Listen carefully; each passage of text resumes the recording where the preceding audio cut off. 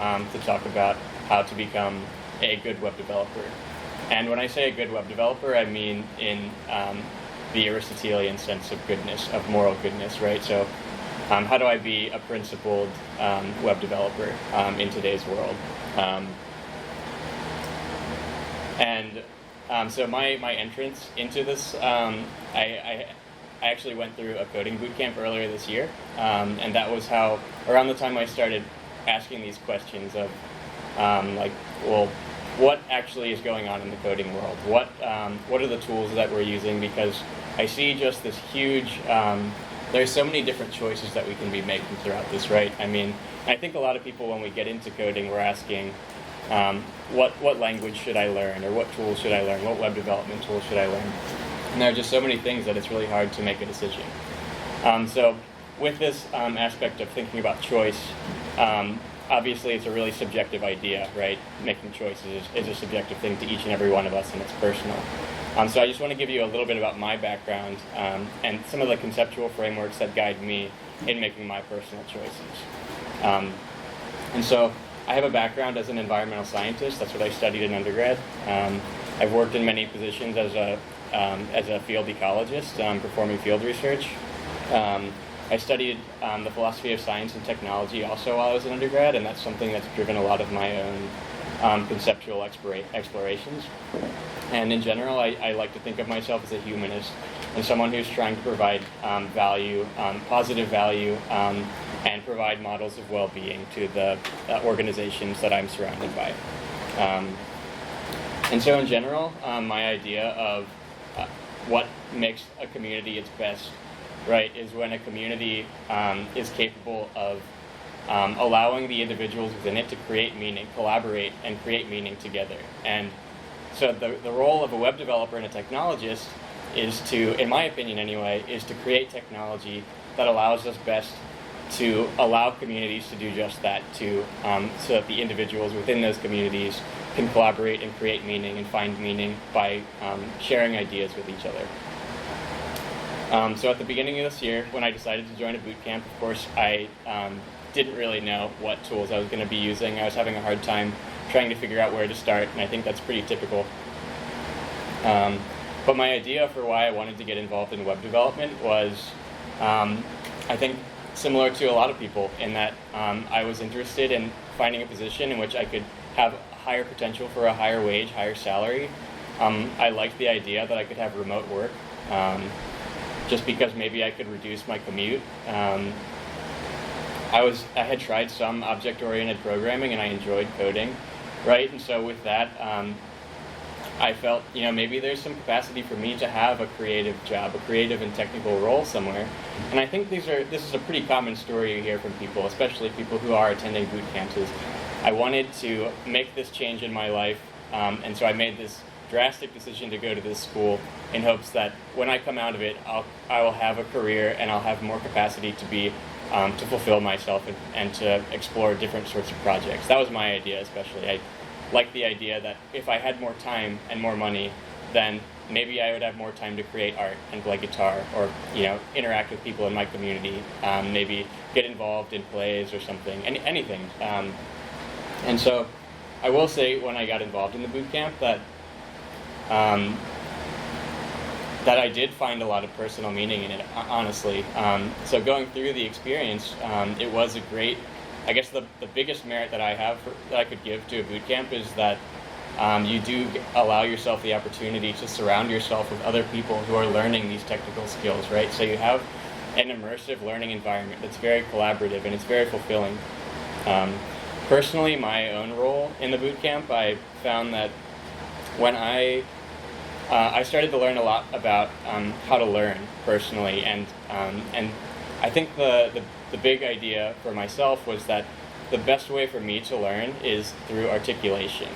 And so while I was at this coding boot camp and I was learning all these technical skills of how to build websites using Ruby on Rails and React, I would be learning all these things and I'd try really hard to learn them as much as I could. I would go to my peers. I would rubber duck, and does anyone know what rubber ducking is? A few people? Cool. Rubber ducking is basically where you you could do it with a rubber duck, you could do it with any object, but basically you just find some object, or even a person, and just start trying to explain away concepts, and hopefully try to find some way around, like, if there's something that you don't understand, then maybe if you explain the ideas, then maybe you'll come to that understanding just by trying to talk about it. And that, I guess that's particularly apt to like problem-solving situations where you don't understand how to solve some problem, so maybe try talking your way through it. And so I think that was like really the best thing for me, was just that ability to learn a lot about how I learned. I did learn technical skills that I did enjoy learning and using. I think the area where I was uncomfortable with going to a coding bootcamp was towards the end of it. The focus shifts from learning all these technical skills really quickly to learning more about, well, how do I actually get a job in web development? And I think this, for me, was where I started to have more dissonant feelings about where I was and what I was doing, especially in regards to the tactics that the techniques that we were using in trying to get a job, or even just looking at job boards. I felt really discouraged because I kind of was experiencing the same problems personally that I had experienced before I had even gotten into tech, right? Was where I'm looking at a bunch of job boards, I'm seeing what different companies are trying to do, what their objectives are, and for the most part, my experience anyways, it seems that a lot of companies, their about pages contain a lot of non-descriptions, technical corporate lingo, and don't really give a good idea of what their values and objectives are. And sometimes for me, when I'm applying for jobs personally, I want to have an experience where I can see what they're trying to do, so that I can come in with a common interest, that's related to something besides the idea of what tools are we using, right? Because anyway, so one of the big techniques that we're learning, and just point out that a lot of the techniques that we're learning to portray ourselves to businesses are marketing techniques, right? And so we're getting into a world where now everyone kind of needs to be developing marketing skills to be getting a job. And one of these marketing techniques is storytelling. And so the idea is, if you're in an interview environment and someone's trying to ask you questions, trying to learn more about you, typically in web development, people are looking to find solutions to, they're trying to understand how good of a problem solver you are. Obviously that's a big part of the job. And so with that, you have storytelling as a very prominent aspect of what at least coding bootcamps have determined is a really good way to present yourself to employers, and I'm sure other marketers as well. And so storytelling, in that process, you would typically try to follow a generic plot structure, right, where you're presented with some sort of problem, you come up with some kind of solution, or you have some problem-solving process, and then once you kind of make it to some point, then the problem starts to resolve. And that's kind of a typical plot structure where you have, not much is going on, then there's a huge climax in the problem, and then it resolves. And the unfortunate thing for me that I felt personally going through this is that I don't think that it's so simple to always put everything in terms of a generic plot structure. Not every story fits so easily into a generic plot structure. And so with this, we kind of have to sometimes start talking about ourselves in ways that don't feel quite authentic. And it was actually often encouraged within my school that we start to develop these stories and play around with them and try to tinker them in ways that might, even if they're fake, to try to make it look like we have gone through this problem-solving process and portray ourselves as these great problem solvers. And I've personally always had a problem going when I'm applying to any job, and I feel if I start to feel inauthentic in the way that I'm interacting with the people that I'm with, I start to get uncomfortable, because what sort of precedent does this set for the rest of my work with this company, assuming I get hired, right? Our relationship is already founded on lies or things that are manufactured, things that aren't necessarily true. And that's something that has always bothered me, even if I'm applying to a job and have the idea that I just want to work there for, a month or two while I, try to prepare to move somewhere else or get a job somewhere else. I don't want to be telling that company that I'm only going to be there for, a month or two. Like, no one wants to hire someone like that. But yeah, anytime that I've had to kind of construct an idea of why why I'm interested in the company, it's when I kind of start to personally experience some dissonance.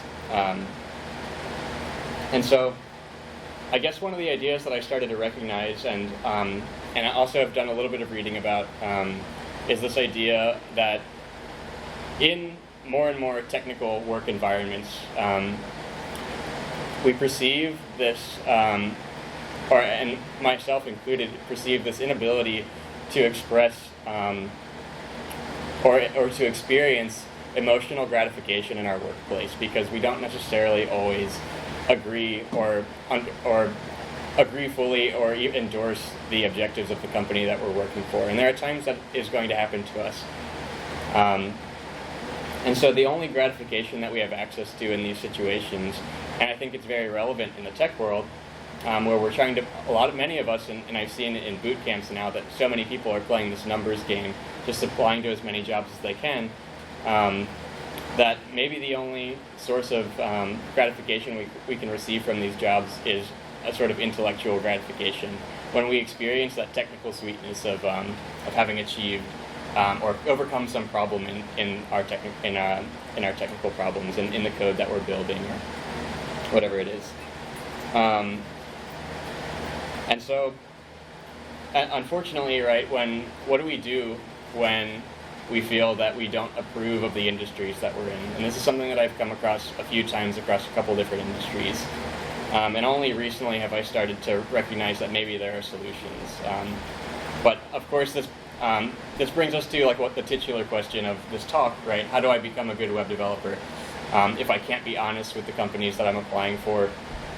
If I don't agree with the techniques that they're using at work, or even their objectives and values. And I think the best way to start trying to answer this question is to kind of take a step back and answer some even more fundamental questions. And the first one, given that as web developers we're trying to build the internet, I think we should question, what is the internet and what is it supposed to be used for?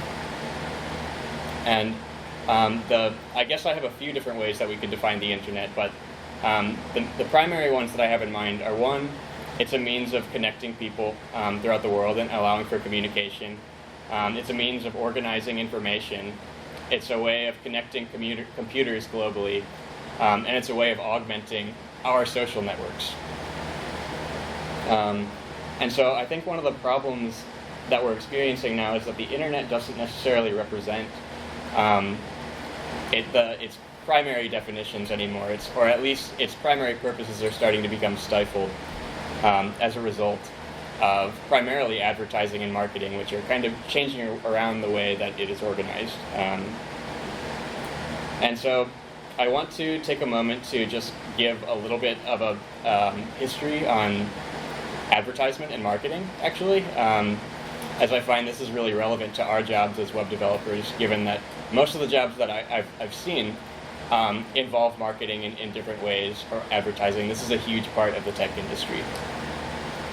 And so I just wanted to read this small excerpt really quick from, it's a book called Manufacturing Consent by Edward Herman and Noam Chomsky. This is from the first chapter, and it's a part of an analysis of the ways that advertisement have influenced society, and even the ways that they were intended to.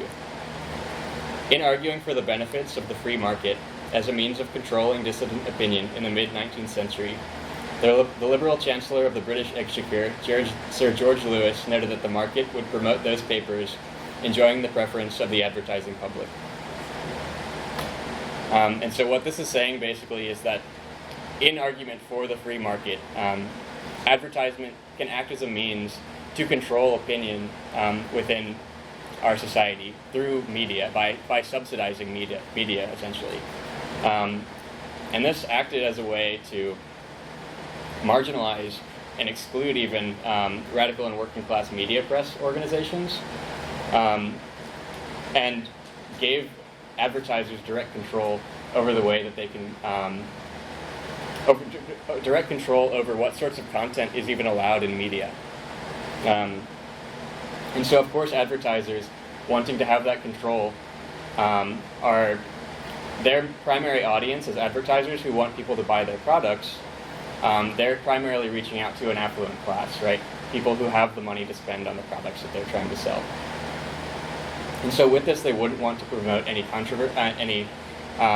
they wouldn't want to promote any talk of any disturbing controversy, and with this we've moved into this world where public affairs content becomes more and more marginalized. And so I want to note here, when we look online or when we look through all of our media organizations that exist, sure there are some radical organizations that do exist now, but they struggle to be viable. And I think it's particularly notable how viable more like fluff media organizations are. There are so many organizations in which are providing a lot of useless content that just doesn't really disturb any of us in terms of being a buyer, right? And so this is a huge transition that has occurred in our economy fully that since the 19th century, so basically, not only have advertisers themselves provided a means of subsidizing our markets, but the government also has heavily included themselves in corporate sponsorship and creating these subsidies, which have unfortunately really centralized our economy and marginalized more local communities and people who are trying to sell their products on a local level, and it's continue to take away our representation from these lower down local levels. And so I guess this brings me to this question when we're trying to figure out, right, how do we navigate this world in any market, and we feel pressed to try to be profitable because there are these pressures and we're competing with these subsidized organizations. What happens if it becomes profitable to lower the quality of our goods and services, right? What happens if it becomes profitable to hypersexualize and objectify the media representations of women, or to misrepresent people of color or any other minorities? What happens if it becomes profitable to exploit our land, water, and natural resources? Or for jails to be a form of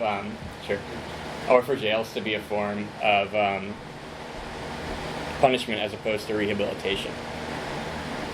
And so obviously all these things are not unique to the world of tech and web development, but they have become increasingly exacerbated as we've entered this age of big data. And so what we're seeing now are changes in the way our market is organized, and in particular, in the age of information, I think one of the things that scares me in particular is that not only has advertisement and its means of dispersing information or subsidizing media, not only has that become more and more normalized, but also we've also seen increasing normalization of surveillance, which of course is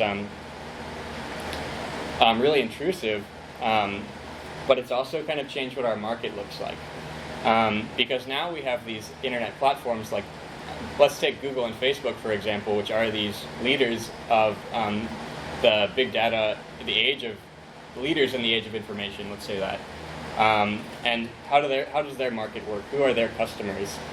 And we've moved away from this model of people who are using their platform being the customers.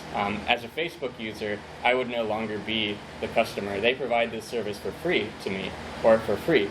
In exchange, though, I would be providing my personal data, my personal information, my emails with Google anyway, the locations that I'm in, my friends, the posts that I have. And these things are really problematic and intrusive and scary for me. But what happens is now, if I'm not the customer for these organizations, if I'm not the person that they're trying to please, then who is it? And I think the answer to that question is it's governments and corporations around the world. Facebook and Google are selling this information to these large organizations around the world and centralizing access to these enormous databases of personal information. And so now I want to kind of point out the idea that I'm trying to present this idea anyway, that what's happening is that no longer are we the customers, but instead, as users of these tools, we're now the product. And so this is an idea that, of course, is really scary to think about, but this is also becoming more and more widespread. And so the thing that has come to my mind, anyway, another idea that I've connected this to is thinking back to my experience in a boot camp again, and trying to market myself. And a big thing in today's economy, in trying to get jobs, or just trying to create your own market, create your own business, is this idea of self-branding. And I find it really interesting that we're so complicit with the word self-branding, right? Because what does self-branding suggest? It's the same idea, suggesting that I myself am a product, right? I mean, it's a very explicit usage of what I think even sounds already like a Marxist critique of the idea that that our labor is a commodity to be bought and sold. But not only is my labor a commodity to be bought and sold, but that I myself am a commodity to be bought and sold. And so this, I think, kind of shines some light on what our power dynamics look like within these structures of dominance that I've been describing, whether they be advertising or trying to enter our way into industry. And so I guess typically the main thing that we'd be answering, right, when we're trying to get a job is not what kind of service can I provide you in terms of typically I might try to come into an organization and say, I want to make your workplace more enjoyable. I want to have meaningful relationships with the people that I work with. And I think I can provide that. That's how I would enter an interview and try to talk about myself. Unfortunately, that's not really the thing that employers want to hear. What they want to hear is that I can come into your organization and I can get you a profit. I can show you numbers. We have a huge shift towards this idea of quantification, productivity, and efficiency that really takes away from the human aspects of the way we interact with each other. And so getting back to the idea of thinking of ourselves as products, right? I think this really speaks to this idea that I guess I'm trying to get to the idea that it's very dehumanizing, right? To think of ourselves in this way, to express ourselves in these inauthentic ways. And this is something that is it's not new. It's not a new idea. There are, of course, like we've seen throughout history, many examples, and I think the one that immediately comes to mind is slavery, right? Where given that someone has some property, there are laborers available, and we have these horrible means of treating these people in a way that says we don't want to think of you as human, and that's really problematic in any situation. We want to be treating each other as equals. We want to be treating each other as people. And another industry that unfortunately is also very closely tied in with tech, and does have a work its business off of dehumanizing people, is the pornography industry, which is criminal in objectifying women. And I guess the reason that I say it that way, they're very tied together, is that typically one of the first industries to use any of the new developments in web development or technological improvements is the pornography industry. And they do this because they know that they can make a lot of money, they're very profitable, and they try to make changes really quickly. And we've seen that especially in the age of big data.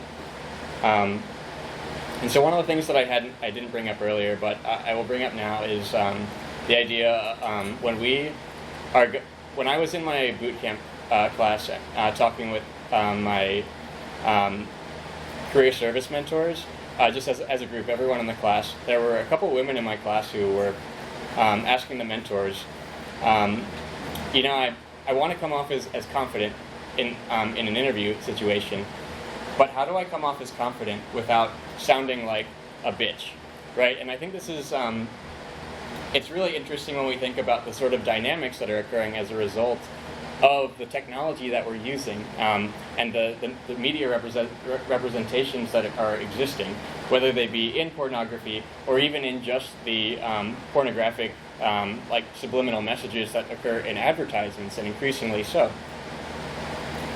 And so not only, it's an idea that I think is really odd here is that Google and Facebook, they claim not to host any pornographic content. However, pornographic sites that do host pornographic content, most of them leak their data to Google and Facebook. And so that brings us to this question of, well, what do Google and Facebook want with this information if they're not hosting any content, if they're not hosting any pornographic content? And the answer, I think, is clear, that that this sexual material is a very strong advertising like capital, really. It's a way to more and more have more control over the audience that it's reaching out, distract them, and redirect their attention. And so, I guess it just leaves me thinking. I don't have any. It doesn't baffle me at all that women have a hard time in tech, right? That women are having a hard time entering this industry, considering like the fact that I think like more than a third of internet activity now is pornography related. And so, like, what does this say about the marketing world, the tech world in general? I find it's really scary, and I think that something needs to be done about this in general. But I think that the bigger problem is that we have these enormous structures of dominance that are facilitating the way that we interact with each other and aggressively affecting our behaviors, right? There's been plenty of research now that suggests that as pornographic content has become increasingly more violent over the years, that there have also been significant increases in domestic abuse and sexual aggression, sexual violence.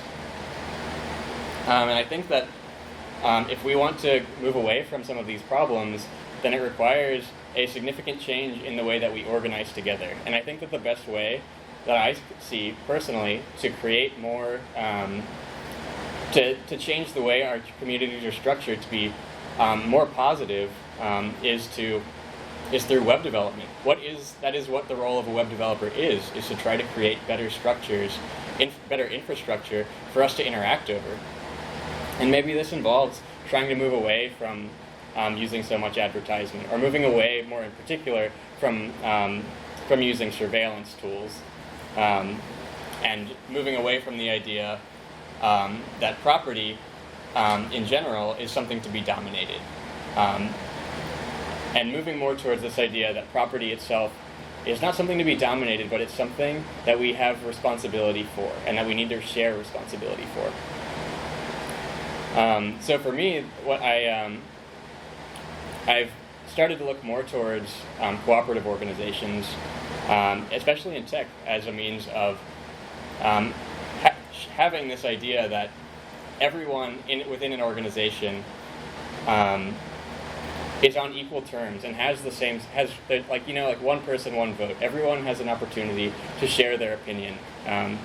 And so I think that the only way for us to have a truly democratic society in which we do see each other as equals is to move towards democracy in the workplace, and maybe even move towards more democratic ownership of the property in places that we live. Anything that we own, whether it be our organizations, our houses, the software that we use. And I think through that, then maybe we would have more access to the ability to share our ideas, and if we can share our ideas, then maybe we can find more meaning in ourselves and in each other. So now that I've gone through this idea of how we can do this how we can make progress through cooperative work, this brings us back to the question of, well, what tools are we supposed to use? And I'm here presenting, of course, at this Drupal conference, and I think that the reason that I have personally started to learn Drupal is that it is the only really the only web development framework that is free and open source. And with free and open source softwares, it really provides us this ability to change the way that we perceive property, right? Because the whole idea behind, well, first, I'll start with open source. Open source, one, it allows us more transparency into the code that we're using, and also a community ownership over what the tools are doing, and deciding, well, what sorts of things do we want in our tools and the technology that we're using. Free software, of course, free software is open source, but free software means that not only can you look at the open source software and change it around, but you have the right to sell it, to redistribute it in any way that you see fit. And so if you can do that, you can open it up, you can change it, you can redistribute it, and this gives us a means, in my opinion, the power behind this is that it gives us the ability to have more specialized, smaller organizations, and I think that tech cooperatives are a great organization to start building free software for more cooperative platforms that are outside of tech. And so I guess one of the ideas that I think I've been really entranced by recently is there's a book called Ours to Hack and to Own, which is a volume of essays by Trevor Schultz and I think another co-author or co-organizer of the volume. But one of Trevor Schultz's essays talks about how we can start to build cooperative platforms and what that would look like, right? And so the example that Trevor Schultz uses is using imagining a company like Uber, for example, as something that was cooperatively owned, not by the technologists or the developers who created the platform, but by the workers who use the platform. And so if the workers who use the platform are the people who own it, then they have more say over what are their labor rights, how much pay should they receive. There's not someone who's just extracting money from their earnings. They have more say democratically as an organization to say, maybe I should get these sorts of benefits from my work. And so I think these are the ideas that I'm trying to organize all together, that by using cooperatives, or by building cooperatives together and trying to spread this idea of a more cooperative economy, that there's opportunity to be using free software to set up a more fitting economy that might suit more local businesses, right? Maybe there's someone nearby me in my community who makes clothing. Maybe there's a small farmer who is producing food organically and wants to sell locally. Maybe there's some local publishing press. By using this software, we might have more opportunity, by reorganizing ourselves in this way, using the software that we build. I think that maybe there might be more opportunity for us to find more meaning in each other, and pay more attention to what other people in our community are doing for work and what their hobbies are. And so that's the basic premise of everything that I'm trying to point towards, is that to kind of wrap it up a little bit more succinctly, I think the big role of advertisement, right, is to divert our attention. However, if we create different technology that allows us to pay more attention to each other, that's where meaning comes from. And so I want to just point out and share with you that I'm considering my matron sponsors at Agaric are sponsoring me for this event to talk here, and they didn't ask me to do this. I started developing these ideas on my own, but Mickey Metz over here was very encouraging of me to start talking about my ideas and to share my ideas. And Agaric in particular is a tech cooperative that is using Drupal free software, and I think that Agaric is living and working in the ways that I'm trying to describe. And so I want to get this idea across that it's possible. It's possible to have more meaningful work. It's possible to have more meaningful relationships in our work. And the meaning that we get in our lives doesn't have to be something that is put away in our personal lives at home. It can happen at work. And so one of the ways that, one of the activities that I really admire that Agaric facilitates weekly is a community show and tell, basically, where people within the Drupal community, and you can correct me if I'm wrong, it's people within the Drupal community, it's just people out of Garrick, or it's all program, any developers. Any developers. But yeah, I know that it started with mostly Drupal. Mickey welcomes and Garrick welcomed a huge community to come and have this show and tell, and I think it's a really great embodiment of the idea of trying to listen to each other more, trying to listen more to each other's ideas, and if you can bring people together to talk about the things that they want to build, maybe you'll find other people that have similar dreams and aspirations, or have other things that they can provide for you, or vice versa. Maybe that you have things as well that might help someone else. Yeah, I believe strongly that that we can build a more cooperative world, and I think that I don't know what all the solutions are. I think that's something that we need to all talk about together. But I do think that free software and Drupal have provided me a little bit of hope in terms of how can I start to become a good web developer. Does anyone have any questions or anything? Or? Okay. Yeah. What are you working on now with Garrick? What's that? What are you working on now with Garrick? So I personally don't work with a Garrick. I'm just closely related and friends with people at a Garrick. I don't have, right now I don't have any professional work. I'm trying to find myself in a cooperative organization. And right now my process is just learning Drupal, and I'm trying to put myself in a position that I can work with an organization that I respect, and hopefully one that also respects me. Yeah. So have you encountered this ways of toxic culture in terms of very opinionated driven people influencing the way that the code is written, the way that this work is structured? And what are some strategies as a community member that you could recommend of softening the edges, or maybe having an approach that you still have standards, you still have organized workspace, but it is kinder environment for newcomers in the way that it approaches. Here is how we need to do this. Right.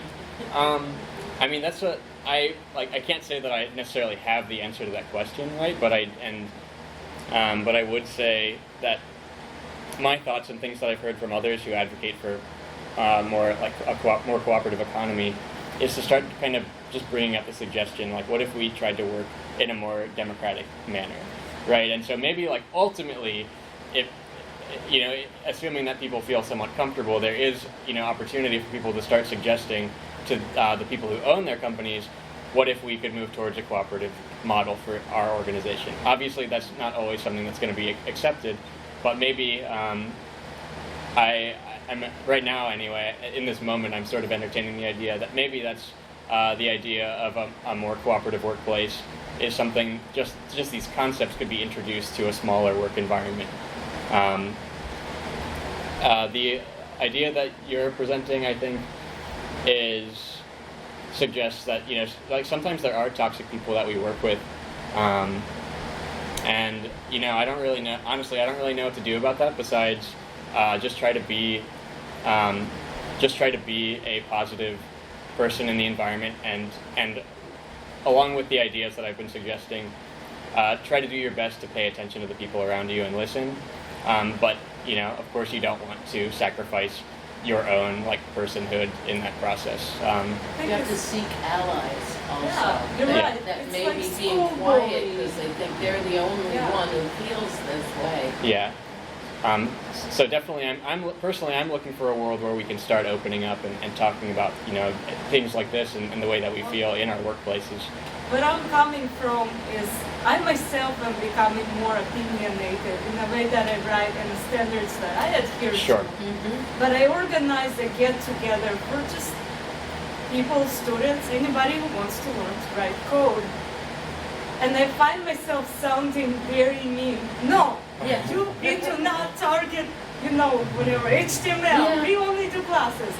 But I'm trying to find ways to make it sound not as authoritarian. Well, we have rules, and rules are awesome. And they create a friendly environment for everybody. But how do I convey this idea with my own Russian accent sounding like I'm Stalin. What do I go on?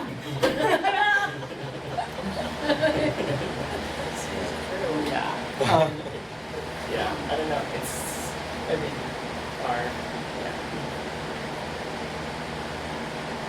you don't have a great solution to that, but I mean, sometimes just relaxing out, like basically forcing yourself to like go through the like rationale behind the rule, like so every time, explain the and usefulness of it in a way that it's not just that's what needs to be done, but you know, the idea behind this in general is we all want to be on the same page. We all want to come in and know exactly where to look for things. So maybe enough backstory to it and use cases to it.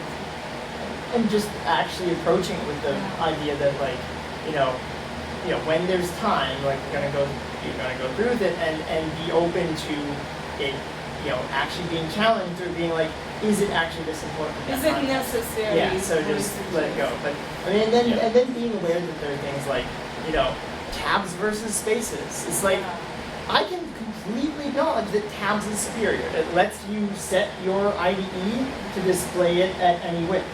But the community does spaces. So we do it so that it doesn't look ugly when you see it in someone else and it's all marked red because it's not fitting the code formats. But like you can acknowledge the standard might be not the best one, but it's the standard, so we do it with because it fits in. I see a lot of self-taught as I was as you were at some point.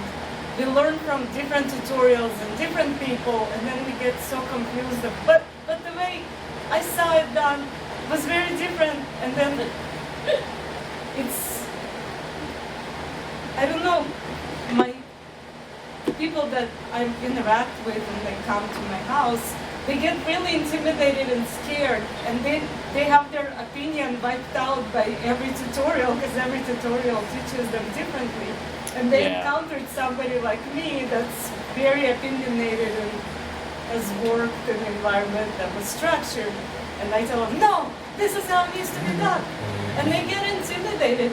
There is hardly any pushback. And then I remember myself being in a situation of, oh yeah, I felt the same way. Like, yes, I will obey to what you're telling me to do. I don't understand why, but I know I don't want to make you upset. It's particularly challenging too, right?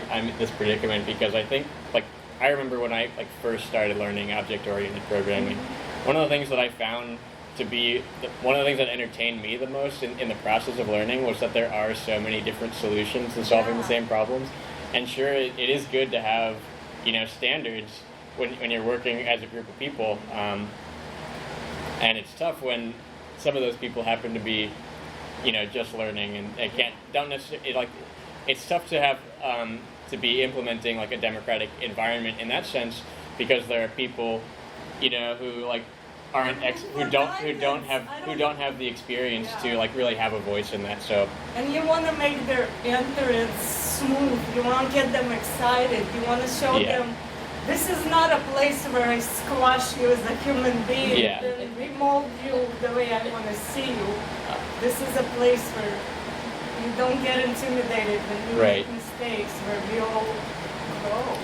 I guess I want to hear what you have to say, but I feel like the thing that the idea that I really get from, I guess, a way to handle the situation maybe, and obviously I'm not there, so I don't know exactly how it goes, but I feel like it could be productive to, when you have this situation where someone's done something in a way that you don't necessarily feel is the right way, you could still talk about, wow, it's you did a good job here, you really made this working thing. But maybe there are other ways of looking about it. Maybe we can talk about these other solutions and what they are and why we might have these better solutions and not just don't do it this way. Always be talking about the why, asking these deeper questions. Remember the human behind it. Yeah. And then it's a more standard way to do it so you can communicate with more people about it. At our base, everybody's a little bit in it for themselves too, so there's a way to get their buy-in by showing how it benefits them to follow certain standards or certain practices. Or as you say, don't put human behind the code, you know, you're going to be less frustrated or find the process a little easier. And let me show you how you reach your goal, maybe by using this process instead. And the great thing is, Drupal does it this way, so there's all this documentation. Right. You get more search results when you're asking a question or having a problem. Right. Does anyone else have any other questions? I think you had a question back in the corner. I just came, the session I just came from the Technologist guide to building Google websites. Yeah. Chris Briggs, and he was talking about his leadership philosophy, essentially. Okay. And when he was like counseling a new developer, rather than telling them, oh no, you're repeating yourself in this code, he would say, well, I see you wrote this code this way, but you've got a function over here that does the same thing. I was wondering why you did that. And see, 9 out of 10 you can go, oh, they even know. Yep. And so he becomes a guide rather than Guide. Yeah, to reward them for getting through it, but then point to, wow, there's, you know. Yeah, what was the idea behind this code? What is happening here? And as they're talking, like you said, as you talk, Robert Doc talking through it, you see it. He's listening to information Yeah, you and follow then this. coming up with what alternatives that may work better. And that's much better received than being the typical manager who says, oh, no, you're repeating yourself, do this, do that, do that. I found that, very good. It is. And a lot of tutorials make you feel so dumb. It's like, Yeah, okay, well, it's- before we did it this way because we were dumb, but now if you're smart, here's It's how pretty you easy do to it. feel dumb when you're trying to learn something. Like I feel like at any time in your coding career, like there are opportunities to feel dumb. So. I found, and I've been recommending this to a lot of people, don't say this is an easy, well, the easier solution, or let's do something easy. Yeah. It is easy for me, but a person that may struggle for some reason Yeah. will feel extra dumb because you just set the stage It's for easy. I like that. Definitely. Yeah, a really good way to also again be paying attention to the people around you and recognize that not everyone is having the same experience here. So. Clayton had it? Oh, well, I know we're at time, but I guess it was really great to hear your experience at the boot camp. I've just been wondering about you all boot campers a lot lately. There are so many people who are going through that, from very different careers Yeah. to this world. And so I appreciate getting that perspective. And I guess I'm curious how many others in the boot camp you feel like maybe share that critique of the job market. So I guess I would say that my critique is pretty unique as far as it goes, but I think I have allowed myself the ability to think more critically about what is our role in the economy that we're trying to make it through. And I don't think that everyone necessarily even has that opportunity. Everyone going through a boot camp has the opportunity to do that or to think very critically about the world that we're entering, about the tools that they're learning, right? So much pressure to just I've find the job. Right, exactly. I mean, there were so many other students in my class who were saying I have to get a job as soon as possible, right? And so what kind of power does that give you when you're going through interviews and thinking yeah, it doesn't give you much. So anyway, yeah. There is one thing I'd like to say. I know this is kind of talking about my own particular boot camp, but I am a student in a group called Free Code Camp. Yeah. And it's a non-profit. Cool. The entire curriculum is available free. And it's the core group that puts together the curriculum survives by donations alone. And so they're not driven by a sponsor or a profit motive. Their job is to teach. I found it to be a much more collaborative and friendly group, and one that's replicated worldwide, because there are less barriers in the way. Right. So I don't take my word for it. Just go to Sure. bootcamp.org and see for yourself. Sure. No, Take my word for it. yeah. Thank you both. Thank you both for sharing that. That's definitely a part of trying to come up with these solutions together in this world, is thinking more seriously about our economic structures. But of course, a part of that is what should our coding education look like, and how accessible should it be, and it can be particularly challenging in a world where all this information is becoming increasingly proprietary, right? And we need to, as you're saying, try to produce structures in which we can share information with each other and recognize that. Yeah, go ahead. But it's not just information. The code behind the site is open source as well. Yeah. So people could take that Right. code and make all kinds of free schools. It doesn't necessarily have to be about learning code. Awesome. Cool. Yeah. Thank you all for entertaining me as I talk about my things. So it's been really fun. That's great.